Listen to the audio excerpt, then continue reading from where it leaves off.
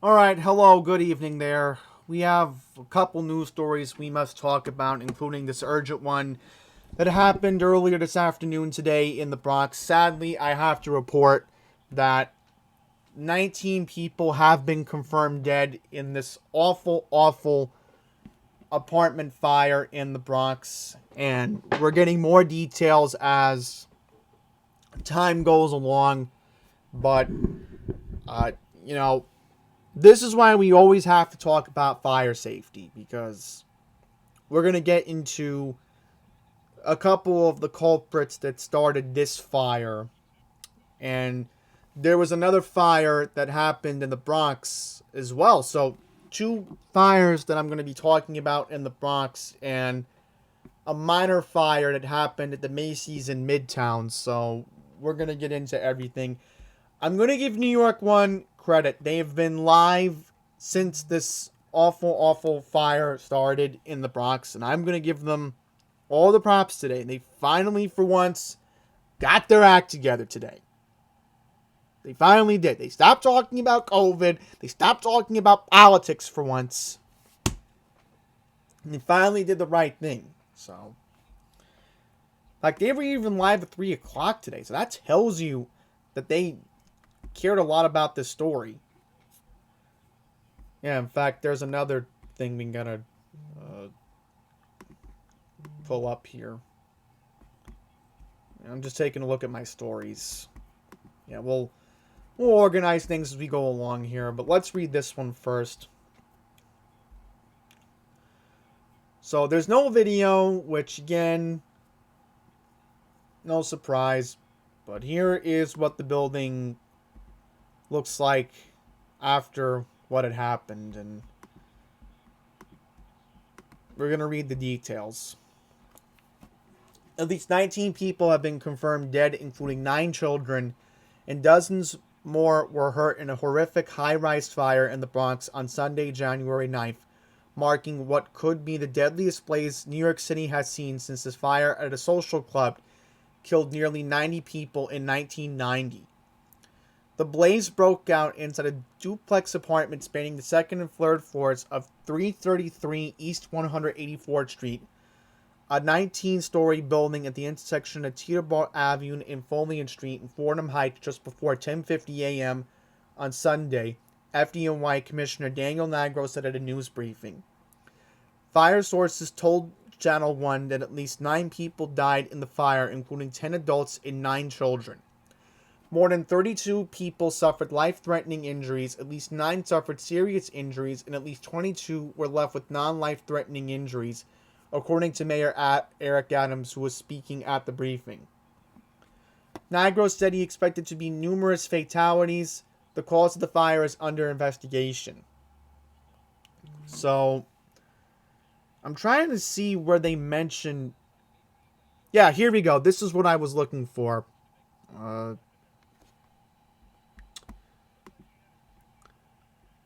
The door to the apartment in which the fire started was left open, allowing flames and smoke to spread through the rest of the building, according to Commissioner Nigro.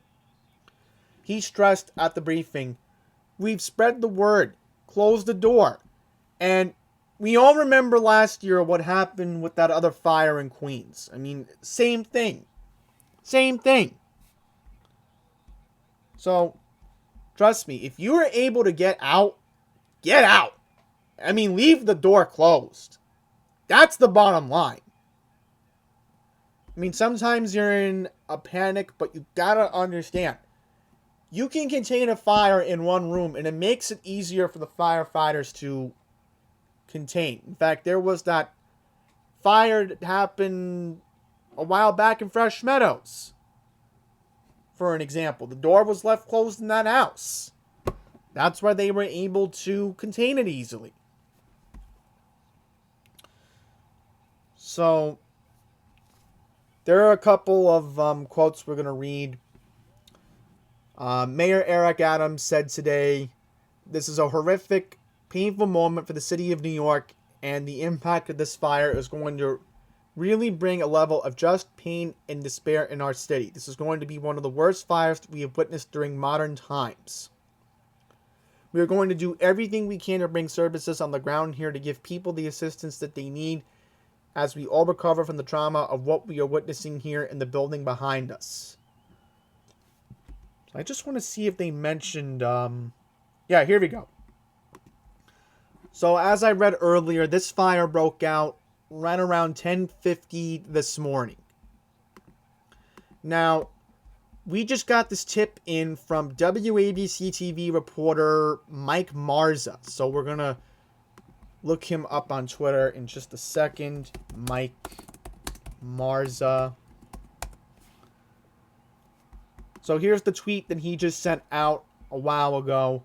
So I am going to retweet this right now. That way you can see it on my Twitter feed at Andy's Randomness. So this is being told to the main ABC News. This is interesting. Sources tell ABC News investigators believe a space heater may have caused a massive fire that killed at least 19 people in the Bronx and injured dozens more. Backed up by reporting from Josh Einiger, who interviewed a man in the unit where the fire started. So it sounded like Channel 7 was on at 5 o'clock tonight. I must have missed out, because I know 11's on at 5.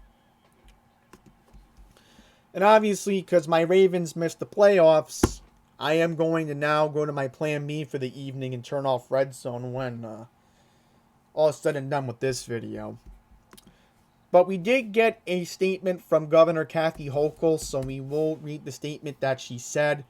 And then we're going to take a look at Firewire.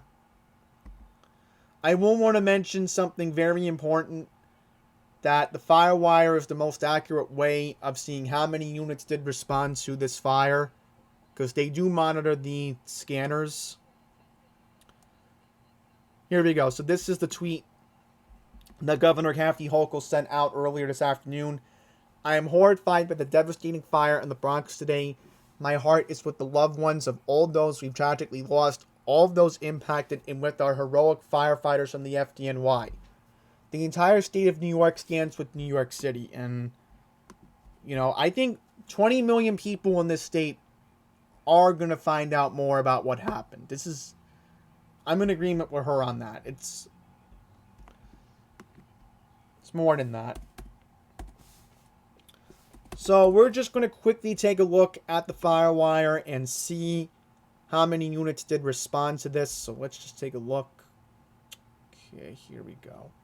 Oh, look at this. So Firewire was claiming that a lithium-ion battery. As you can see here, this is an infant being rescued from the fire. Yeah, and you can see right here, this is a grainy image from the Firewire, but you can tell that this looks pretty bad. No question. But I'm just looking for the initial report from the Firewire, so let's just see.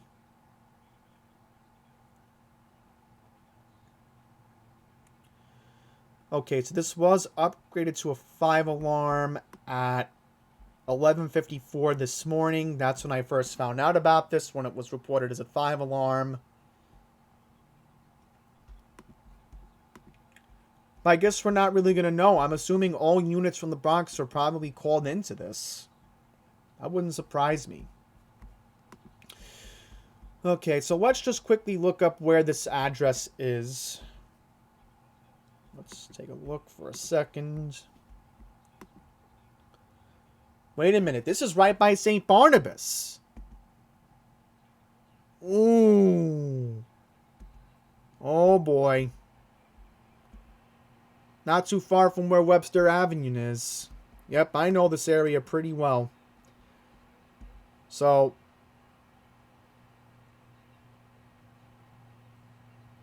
obviously in this area, it's right by Fordham. Yeah, right by Fordham. I know exactly where this is. Look at that. Yep. So if you're looking at it from a point of view in the Bronx, and I guess we'll draw for an example, I'll show you the context of this area. very quickly. This is Webster Avenue. So this is normally a big thoroughfare in the Bronx. And as you can see, according to this, yep, I know exactly where this is. Yep, look at that. Right by Little Italy. There's Arthur Avenue. So unfortunately, I know this area very well.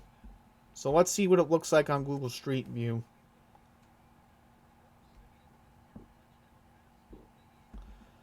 Yeah, I believe this is the this is the building. So this is the building before today's incident. Wow. Definitely a big building. No question about that. What's the oldest view we can get of this building?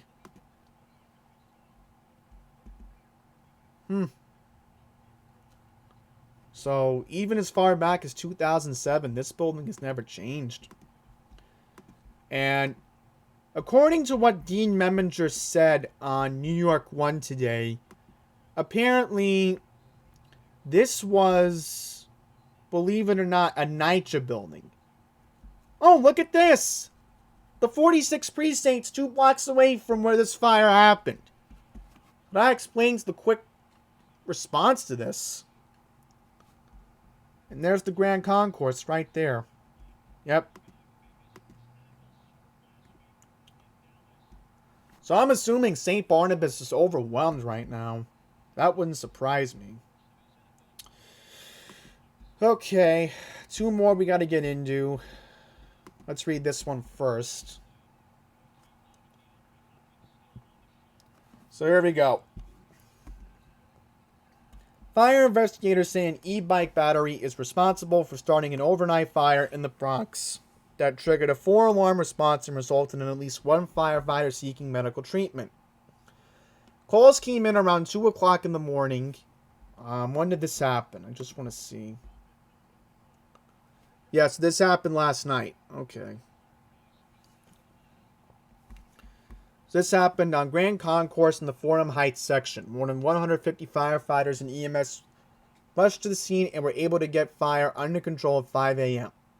The fire started on the first floor of the building before spreading to apartment units on the upper floors. It wasn't immediately clear how many people were displaced by the damage. A fire official confirmed the origin of the blaze had been traced back to a restaurant on the first floor where delivery workers stored their e-bikes. Investigators believe the fire sparked from one of the lithium-ion batteries. Officials also say at least 1 firefighter had to be transported to a local hospital for suffering injuries battling the fire. 2230 Grand Concourse. 2230, excuse me. Let's look it up.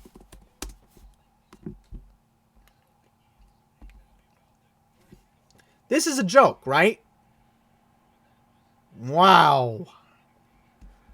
So let's do an imaginary line here for a second, because now this is all adding up. You mean to tell me, within a 24-hour period, firefighters had to cover this whole area in the Bronx? Look at that. Same neighborhood. You just cannot make this stuff up. You just can't.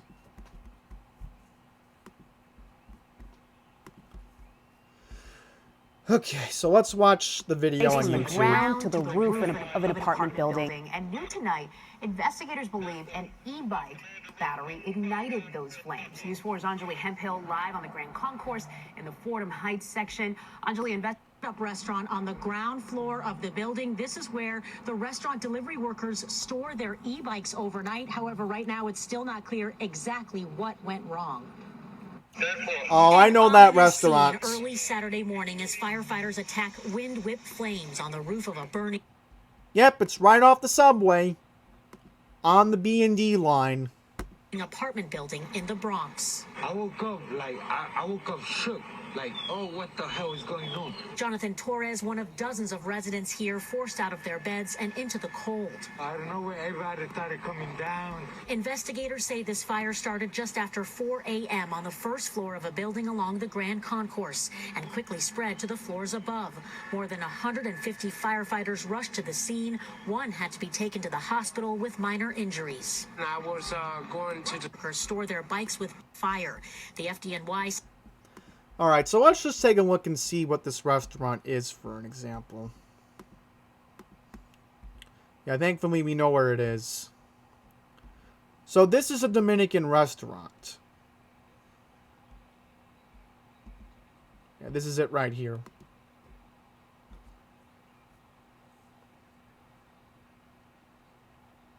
So that's it right here.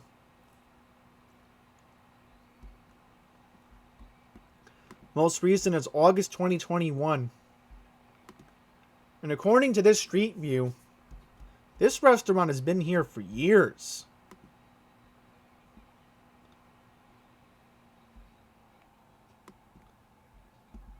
Wow. Changing landscape of the Fordham Heights section in a 24-hour period. I mean, this neighborhood needs so many thoughts and prayers right now for 2 fires that have happened in a 24-hour period. Very, very unfortunate. In fact, there's a video from Loud Labs, so let's see if we can find it. See if we can look it up on YouTube. Hang on, we're going to pull it up in just a second, so just stand by and see if we can find it.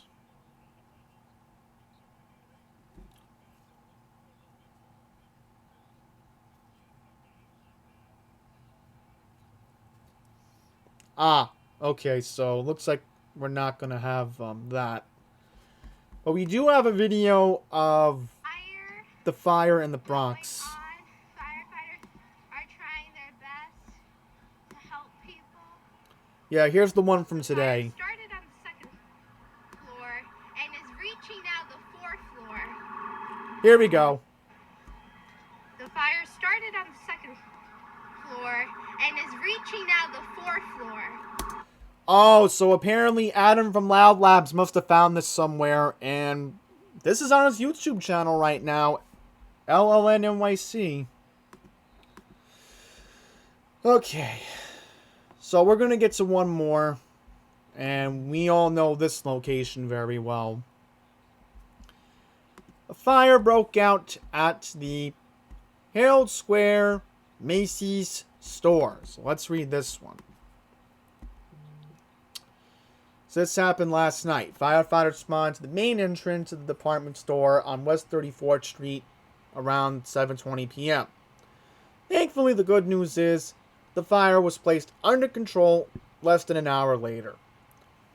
So it says one person in the store suffered a minor injury and was taken to nearby Lenox Hill Health Flex. The fire broke out on the main floor of the store. It wasn't immediately clear how this fire started. There you go. Okay, so let's get to the other crime news. Well, right. There is some crime news we got to get to. So I got 3 stories I'm going to read, and then we're going to wrap this up. So let me just put New York one in a separate tab for later. So here we go. 19-year-old woman died after a gunman shot her during an attempted robbery at a Burger King in East Harlem Sunday morning.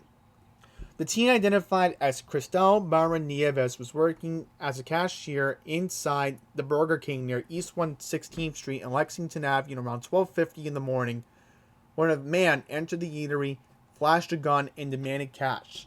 When the gunman tried to remove cash from the register, a manager and a customer intervened, in which point he punched the manager in the face and pistol whipped the customer. During the struggle, the gunman fired his weapon, shooting Byron Nieves in the torso. The victim, who lived in East Harlem, was taken to New York City Health Hospital's Metropolitan, where she was pronounced dead. Police are still searching for the gunman who fled the Burger King after the shooting. So we do have a photo from Crime Stoppers. So here we go. Wow, even Mayor Adams responded. Okay, let's just give you a suspect description. So the suspect was last seen with a handgun, dark complexion, wearing some type of hoodie. I don't know what this is. Black coat. Looked like a bag he was holding. And it's also seen wearing dark colored pants and black shoes. Okay. In a statement provided to Channel 1, Burger King said the East Harlem outpost was fully cooperating with local authorities. The chain said, "Our heart goes out to the family, friends, and colleagues of the team member involved in the tragic event that occurred at this location. As this remains an ongoing investigation, we're not able to comment further or share any details." New York City Mayor Eric Adams on Sunday said he planned to offer assistance and condolences to Brian Nieves' family. So, this is what Mayor Adams said. Think about it. A 19-year-old girl was shot in a fast food location doing her job. And every time I hear people just don't understand how these guns are destroying lives, and I am really troubled about it. And I'm going to continue to staff up with the right team to deal with the gun violence in our city. This is not only professional, it is personal. The family is traumatized, and I'm going to reach out and give them the support that is needed.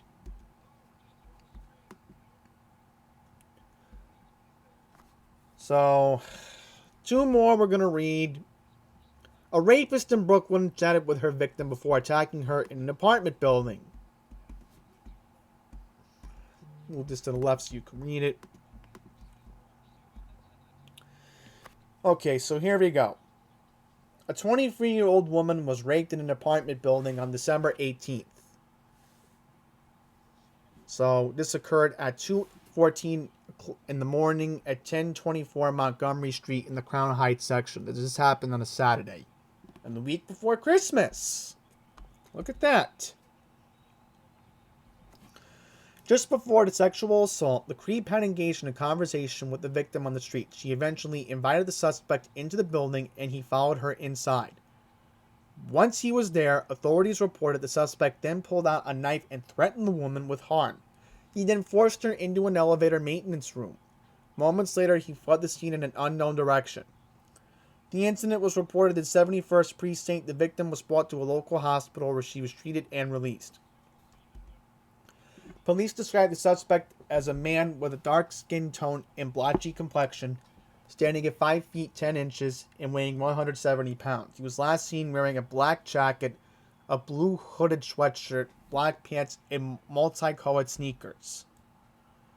So a nearby restaurant surveillance camera from McDonald's at 11-33 Eastern Parkway. So here we go. They definitely got a good look of him, even though it's grainy. Okay, and then lastly, in the Bronx, gang assault at a subway station.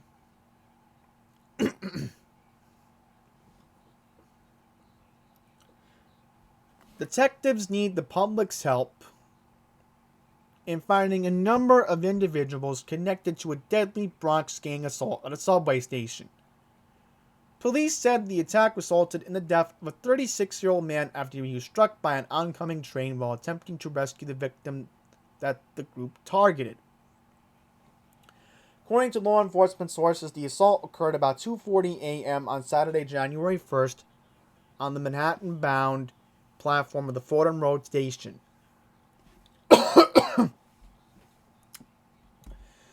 Authorities said the group approached the first victim, a 38-year-old man waiting on the platform, and began physically assaulting him. During the attack, cops said the victim fell off the platform. That's when the 36-year-old man jumped onto the tracks to attempt to pull the fallen man out of harm's way. Though he was successful in saving the man's life, cops said the 36-year-old man wound up being fatally struck by the arriving train. The group of the attackers fled the scene in an unknown direction. Officers in the 46th Precinct and Transit District 11 responded to the incident. 38-year-old man was brought to a local hospital for treatment of a fractured arm. Police have withheld the identity of the 38-year-old man pending family notification.